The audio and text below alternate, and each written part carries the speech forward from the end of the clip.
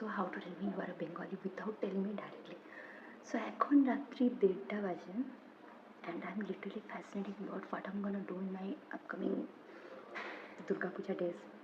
মানে এখন literally June মাসের 28 তারিখ, হ্যাঁ রাত্রি 1:30 বেজে গেছে, মানে 28 তারিখ। আর আমি এখানে লিটারালি রেকর্ড করছি আমাকে যে how I am gonna do my makeup, what I am gonna wear, কেমন করে ছবি তুলবো, কাদের সাথে বেরোবো, কবে বেরোবো, কোথায় বেরোবো। মানে সিরিয়াসলি এখন জুন মাসও শেষ হয়নি, জুলাই আছে, অগাস্ট আছে, তারপর সেপ্টেম্বর। আর আমার আজকে রাত্রিবেলা এক্সাইটমেন্টে ঘুম ধরছে, কখন থেকে চোখ বুঝিয়ে বসে আছে যে ভাই একটু ঘুম এসে যা, একটু ঘুম এসে যা। যখনই চোখ খুলছি তখনই মনে পড়ছে ইস দুর্গা পূজা, দুর্গা পূজা, দুর্গা পূজা।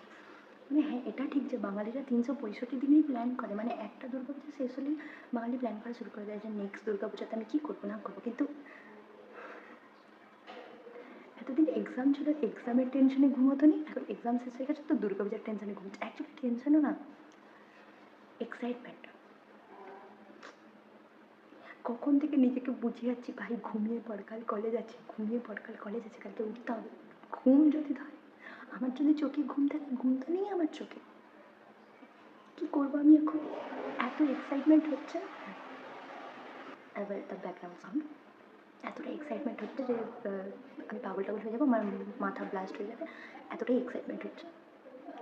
আমি লিটারালি এক্সাইটেড, আমার আমার হরমোনগুলো নাচছে এখন আনন্দে যে দুর্গা পূজা আসছে, দুর্গা পূজাতে আমরা কী পরবো, কেমন সাজবো, কেমন জামা, এখন আমি কী করবো এত রাত্রিবেলা? ঘুম ধরছে না, এক্সাইটমেন্ট হচ্ছে, কী করবো আমি এতবেলা?